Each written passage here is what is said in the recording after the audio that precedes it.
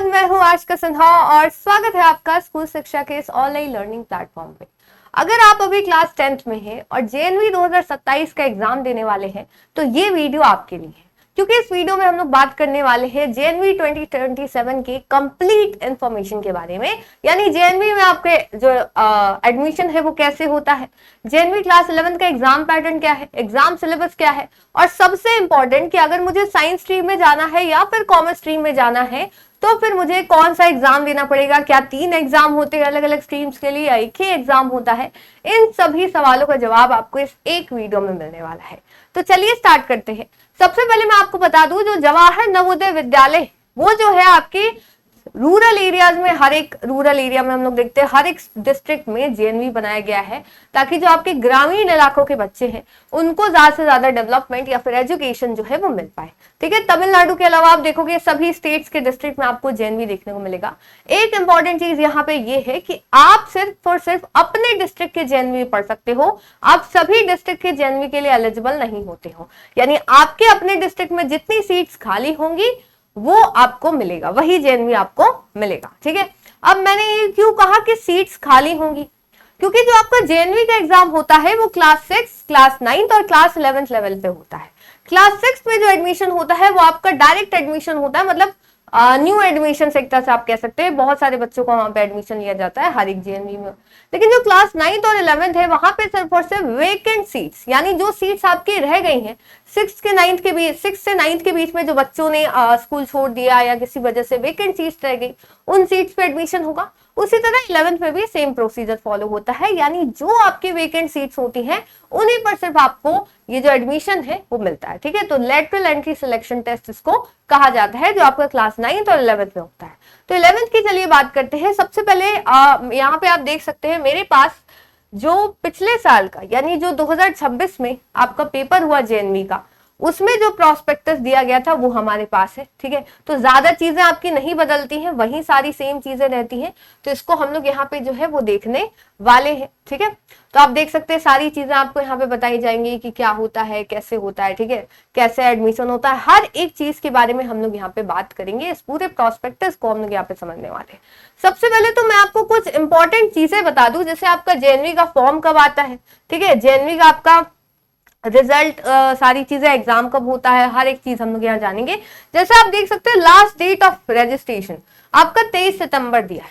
आपका अगस्त के टाइम पे जो है, जुलाई से अगस्त के बीच में जेएनवी क्लास 11, 9th 11 का सारी चीजें साथ ही होती हैं। एग्जाम भी एक ही दिन होता है, ठीक है, फॉर्म भी साथ ही आता है, रिजल्ट भी एक ही दिन पे निकल जाता है। तो उसी तरीके से आपका रजिस्ट्रेशन भी एक ही टाइम पे स्टार्ट होता है। तो आपका लास्ट डेट पिछले साल जो है, जो 26 में एडमिशन हुआ, तो 25 में ही आपका अगस्त से सितंबर के बीच में आपका जो फॉर्म है वो आ जाता है। तो आपको इस टाइम पे जरूर से ध्यान रखना है। हालांकि फॉर्म का आपको बहुत एक तरीके से लंबा टाइम मिलता है, ठीक है, बहुत बड़ा टाइम मिलता है आपको क्या चीज में, तो रजिस्ट्रेशन करने के लिए बहुत ईजी प्रोसेस होता है, एक बार में आपका रजिस्ट्रेशन हो जाता है। जब फॉर्म आएगी तब हम लोग उस पर ही बात करेंगे, फॉर्म आपको कैसे फिलअप करना है। ठीक है, अब जो पिछले साल एग्जाम हुआ था वो आपका 7 फरवरी 2026 को हुआ था। तो आपका इससे पिछले साल 8 फरवरी को हुआ था, यानी आपका मोर और लेस फरवरी में ही आपको एग्जाम देखने को मिलता है। फरवरी के पहले 10 दिनों में आपका एग्जाम जो है वो हो जाता है। तो अभी से लेके आपके पास काफी ज्यादा टाइम है जेएनवी को प्रिपेयर करने के लिए। तो सारी चीजें हम लोग यहाँ पे आपको बताने वाले हैं, और अगर आप चैनल पे नए हो तो जरूर से सब्सक्राइब कर लीजिए, क्योंकि हर एक चीज के बारे में हम लोग यहाँ पे बात करने वाले हैं। ठीक है, तो चलिए स्टार्ट करते हैं। फिर हम लोग यहाँ बात करें, आप देख सकते हो जेएनवी के बारे में आपको बताया है। ठीक है, आप नंबर ऑफ स्कूल्स भी देख सकते हो जेएनवी के, इतने सारे आपके जो है वो स्कूल्स हमें देखने को मिल रहे हैं। ठीक है, हर एक डिस्ट्रिक्ट में कितने स्कूल है आपको यहाँ बताया गया, लेकिन इससे आपको उतना नहीं फर्क पड़ेगा क्योंकि आप सिर्फ और सिर्फ अपने डिस्ट्रिक्ट के लिए एलिजिबल हो। ठीक है, चलिए नेक्स्ट आते हैं, आगे समझते हैं यहाँ फीचर्स क्या क्या है। इन सब पे हम लोग एक सेपरेट वीडियो बनाएंगे। अब एक इंपॉर्टेंट आपकी चीज आती है बाबू, वो है आपका एलिजिबिलिटी, कि कौन कौन जो है वो एलिजिबल है अप्लाई होने के लिए। अब ध्यान रखिएगा कि ये 2026 के लिए था, तो आपका जो डेट है, डेट ऑफ बर्थ है 1 जून 2009 से 31 जुलाई 2011 के बीच में होनी चाहिए। तो आप इसको एक साल क्या है बस बढ़ा लीजिए कि 1 जून 2010 से 31 जुलाई 2012 के बीच में जो है वो आप उसकी डेट ऑफ बर्थ होनी चाहिए। तो अगर आपकी इसकी डेट ऑफ बर्थ आ रही है तो आप कर सकते हो। ठीक है, तो आप एलिजिबल होगी। ठीक है, तो ये डेट नहीं है, एक साल बढ़ा लेना, 2010 और 2012। ठीक है, अब एक और चीज ध्यान रखना, क्या हो जाएगा कि अगर आप अभी 2026-27 में, ये तो 25-26 लिखा है, अभी अगर आप क्लास 10th में हो, ठीक है, और 27 में आप क्लास 10th का भी एग्जाम दोगे, तभी आप जेएनवी क्लास 10th पे जो एलिजिबल होंगे एग्जाम देने के। अगर आप क्लास 9th में हो ना, आप पहले दे सकते हो ना, आप 1 साल बाद दे सकते हो कि 10th के बाद आपने जो है जेएनवी का एग्जाम दे दिया, ऐसा आप नहीं कर सकते। अभी सिर्फ और सिर्फ अगर आप इस सेशन के छात्र हो या फिर छात्रा हो, तभी आप एग्जाम दे सकते हो। ये एक बहुत इंपॉर्टेंट चीज है जिसमें बहुत सारे लोग नहीं पता होता तो वो एक फिलअप कर देते हैं, फिर उनका कोई मतलब नहीं हो जाता। अब आप क्लास 10 जो आपको किसी एक तरीके से सीबीएसई या किसी भी वेरीफाइड बोर्ड से जो है आप होने चाहिए, सीबीएसई हो जाए कोई भी बोर्ड, ठीक है। फिर कौन एलिजिबल नहीं है? जो आप इस सेशन के अगर पहले हो, ठीक है, या सिर्फ और सिर्फ जो इस सेशन में पढ़ रहे हो, यानी 2026-27 के सेशन में पढ़ रहे होंगे, वही सिर्फ और सिर्फ यहाँ पे एलिजिबल होंगे, ठीक है। तो ये आपकी बेसिक चीज है। फिर आगे आते हैं यहाँ पे रूरल और अर्बन कैंडिडेट्स को। आपको पता है कि अगर आप रूरल एरिया के बच्चे हो तो आप रूरल कैंडिडेट हो, अर्बन एरिया के बच्चे हो तो अर्बन कैंडिडेट हो। रूरल वालों को हमेशा प्रेफरेंस दी जाएगी, ये आप जरूर ध्यान रखिएगा। इवन क्लास 6 में 75% of the seats are reserve for the rural candidates. जो भी आपके ग्रामीण क्षेत्र के बच्चे हैं उनके लिए 75% सीट्स रिजर्व होती हैं, बाकी ही आपके अर्बन कैंडिडेट्स के लिए होती है। तो ये आप एक चीज ध्यान रखिएगा, रिजर्वेशन जो है वो होता है, ठीक है। आपका जो वेकेंट सीट्स होंगी उसमें आपका SC, ST, OBC और दिव्यांग कैटेगरीज में आपका रिजर्वेशन होता है, ठीक है। फिर आगे आते आपका एग्जाम कब होगा, तो यहाँ आप देख सकते हैं, यहाँ लिखा हुआ है कि लास्ट डेट आपका 23 सितंबर था पिछले साल। डेट आगे बहुत ज्यादा बढ़ती है, ठीक है।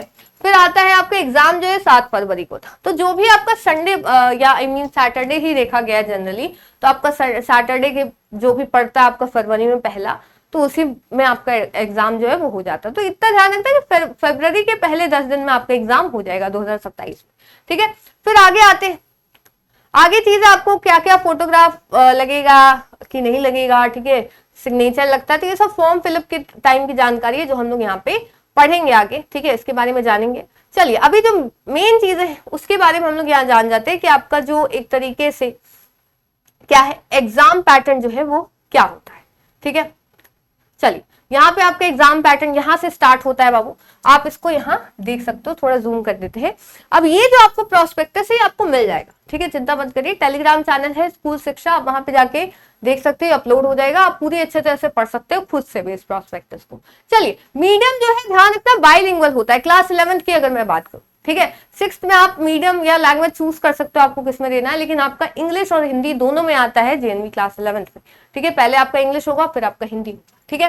अब कंपोजिशन क्या होता है टेस्ट का, ये समझो आपका 11 से 1:30 के बीच में ही पेपर होता है, 2.5 घंटों का आपका यहाँ पेपर होता है, ठीक है। आपके 5 सेक्शन होते हैं, ठीक है, और आपका 100 सवाल आते हैं। कितने सवाल? 100 सवाल। 20 आपका मेंटल एबिलिटी यानी रीजनिंग से आता है, 20 आपका इंग्लिश से, 20 साइंस से, 20 सोशल साइंस से और 20 मैथमेटिक्स से। टोटल आपके 100 सवाल हो गए और 100 मार्क्स का ही पेपर होता है, ठीक है। तो एक तरह से आपको 2.5 घंटे यहाँ पे एवरेज, मतलब 30 मिनट आपको एवरेज हर एक सब्जेक्ट के लिए मिल जाता है। अब ध्यान रखिएगा अगर आप दिव्यांग कैटेगरी में आते हो तो आपको एडिशनल 50 मिनट का समय यहाँ पे दिया जाता है इस पेपर को करने के लिए, ठीक है। तो 2.5 घंटे आपके बाकी स्टूडेंट्स के लिए और दिव्यांग स्टूडेंट्स के लिए आपको 50 मिनट एक्स्ट्रा। अब सिलेबस की बात करते हैं हर एक सेक्शन की, तो मैं यहाँ सिंपल सा आपको बता दूं, जो आप सिलेबस की बात करते हो क्लास 10th का ही सिलेबस आता है, ठीक है। कोई भी नेगेटिव मार्किंग यहाँ नहीं होती है, तो आपको 100 के 100 क्वेश्चंस करने हैं।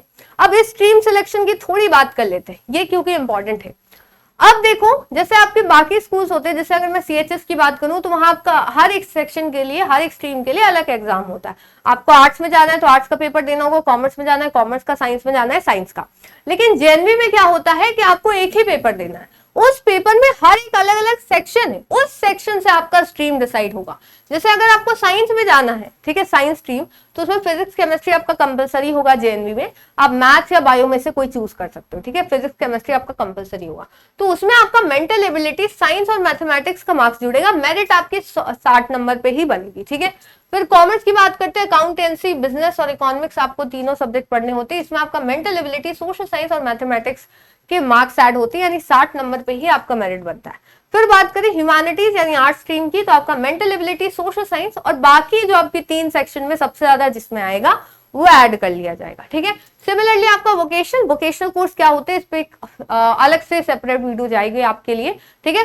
तो उसमें आपका मेंटल एबिलिटी और बाकी 4 सेक्शन में से 2 जिसमें सबसे ज्यादा मार्क्स होंगे उसमें से आपके 20-20 नंबर जोड़े जाएंगे, तो 60 का आपका यहाँ पे मेरिट बनता है। तो ध्यान रखिएगा, आपको जिस भी स्ट्रीम में जाना है कमेंट सेक्शन में जरूर बताना कि कौन सा स्ट्रीम में आप एडमिशन लेने वाले हो। अब देखो, जरूरी नहीं आपका सीधा 60 में मेरिट बने, सबसे पहले आपको क्वालिफाई करना पड़ता है। 100 में से आपको at least 21 number general OBC boys के लिए, जनरल ओबीसी गर्ल्स के लिए आपको 20 नंबर, एससी एसटी दिव्यांग के लिए आपको 18 नंबर लाने जरूरी है। अगर आप ये क्वालिफाई नहीं करते तो आपका मेरिट ही नहीं तैयार किया जाएगा, ये चीज ध्यान रखना, ठीक है। चलिए, अब कुछ चीजें हैं जिसके बारे में हम लोग बात कर लेते हैं। सबसे पहले आपका सिलेबस, ठीक है। सिलेबस की बात करते हैं तो देखो, सोशल साइंस और मैथ्स, ठीक है। सोशल साइंस और मैथ्स सीधा आपको क्लास 10th की अपनी किताब उठानी है। मैथ्स में आपको थोड़ा ज्यादा प्रैक्टिस करना होगा, लेकिन साइंस और सोशल साइंस के लिए प्योरली एनसीईआरटी आपका क्लास 10th से सवाल आते हैं। तो पूरा का पूरा क्लास 10th की एनसीईआरटी आपको पढ़ लेना। आप सिमिलर चैप्टर्स का नेम भी देखोगे यहाँ पे, ठीक है। As long as NCERT change नहीं होती, आपका सिलेबस भी चेंज नहीं होगा, ठीक है। सबसे पहले यहाँ पे आप जैसे रीजनिंग का देख सकते हो, रीजनिंग यानी मेंटल एबिलिटी से आपके 20 मार्क्स इन टॉपिक से आपके क्वेश्चन जो है आते हैं। आप स्क्रीनशॉट ले सकते हो यहाँ पे, ठीक है। पैटर्न कंप्लीशन हो गया, फिगर सीरीज कंप्लीशन हो गया, ज्योमेट्रिकल फिगर हो गया, mirror imaging, pulse hold pattern, calendar time and clock, embedded figure, coding decoding, orientation direction, face visualization, इन सब टॉपिक से आपके क्या आते हैं, क्वेश्चंस आते हैं, ठीक है। नेक्स्ट आते हैं इंग्लिश। तो इंग्लिश में आपका कोई एनसीईआरटी वगैरह तो होती नहीं है, आपका ग्रामर से आता है, ठीक है। सेक्शन है आपका रीडिंग्स का, 10 मार्क्स का आपका सीधा पैसेज आएगा, जो कि बहुत स्कोरिंग होता है। अगर आपको पैसेज की प्रैक्टिस है, बस आपने पैसेज देख लिया, आपका आराम से बन जाएगा, ठीक है। फिर आते हैं आपका सेक्शन भी ग्रामर होता है। तो ग्रामर में देखो क्या क्या आता है, tense, modals, subject verb, concord, reported speech, commands and request, statement, question, determiner, spelling, syntax, ये सारे आपके सवाल जो है यहाँ पे आते हैं, ठीक है। नेक्स्ट आते हैं, नेक्स्ट आपको मैथमेटिक्स। आप देख सकते हो पूरा का पूरा बाबू जो क्लास 10th का सिलेबस है ना, पूरा का पूरा क्लास 10th का सिलेबस आप यहाँ देख सकते हो। ज्योमेट्री हो गई, ठीक है, सर्कल हो गया, introduction to trigonometry, trigonometric identities, heights and distances, area related to circle, surface area and volume, statistics, probability. Science में भी आप देखोगे बाबू पूरा का पूरा जो क्लास 10th का आपका है ना, देखो chemical reactions, carbon and compounds, acid, base and salts, ठीक है, reproduction, heredity and evolution, light हो गया आपका, ठीक है, इलेक्ट्रिक करंट, ठीक है, effects of magnetic effects of electric current, our environment, ये सब। सोशल साइंस में देख लो आपका हिस्ट्री का हो गया, rise of nationalism in Europe, nationalism in India, making of a global world, ठीक है, एज ऑफ इंडस्ट्रियलाइजेशन, ये सारे चैप्टर से जो है आपका क्वेश्चन आता है। जो पूरी की पूरी आपकी एनसीईआरटी है वो आपको यहाँ पे पढ़ के जाना है, ठीक है। ये पिछले साल आया था कि कहाँ पे कितनी सीट्स वैकेंट, ये आपका कौन से जेएनवी में कौन सा स्ट्रीम आपका अवेलेबल है, ये आप यहाँ से देख सकते हो। अपना डिस्ट्रिक्ट ढूंढ लो यहाँ से, ठीक है, आपको मिल जाएगा प्रोस्पेक्टस कि देख लो। मान लो कि आप मध्य प्रदेश के भिंड इलाके से रहते हो, तो आपको कॉमर्स में जाना, तो यहाँ कॉमर्स है ही नहीं। तो अगर आपको प्रॉपर एकदम कॉमर्स ही चाहिए तो फॉर्म फिलअप ही मत करो, है ना, क्योंकि बाद में आपको फिर पता चलेगा कि मैंने पेपर तो दे दिया पर यहाँ कॉमर्स है ही नहीं, यहाँ बस साइंस और ह्यूमैनिटीज है, वोकेशनल भी नहीं है, ठीक है। तो ये चीज ध्यान रखना, ये आप अच्छे से अपना डिस्ट्रिक्ट यहाँ पे देख लो, आप जहां से भी बिलोंग करते हो, ठीक है। एमपी का पूरा है, उड़ीसा का है, ठीक है, छत्तीसगढ़ का है, हर एक चीज आपको यहाँ दी है। तो आप यहाँ पे पता कर सकते हो कि अपने डिस्ट्रिक्ट में आपका कौन सा स्ट्रीम अवेलेबल है और कौन सा नहीं है। तो ये आपकी पूरी जानकारी थी क्लास 11 की, जो बेसिक जानकारी हम लोग कह सकते हैं, ठीक है। उम्मीद है आपको एक प्रॉपर अंडरस्टैंडिंग तो लग गई होगी कि किस तरीके से आपका एग्जाम जो है वो होता है, ठीक है। अब जो हम लोग इसके हर एक चीज, जैसे एग्जाम पैटर्न हो गया, एग्जाम सिलेबस हो गया, डिटेल में डिस्कस करेंगे विद पीवाईक्यूज, जो आपके प्रीवियस ईयर क्वेश्चन है, ताकि आपको पता चले कि एग्जैक्ट जेएनवी में जो है वो किस तरह के सवाल आते, ठीक है। तो ये इसी के साथ इस वीडियो को यही खत्म करते हैं। अगर आपको वीडियो समझ में आई हो तो एक बार लाइक कर दीजिए, कमेंट कर दीजिए, आपको जो भी डाउट हो तो उस पर वीडियो बनाई जाएगी, और चैनल को जरूर से सब्सक्राइब कर लीजिए ताकि आगे आने वाली वीडियो के अपडेट्स आपको मिलती रहे। तो फिर मिलते हैं नेक्स्ट वीडियो में, तब तक के लिए thank you so much, bye bye, जय हिंद, जय भारत।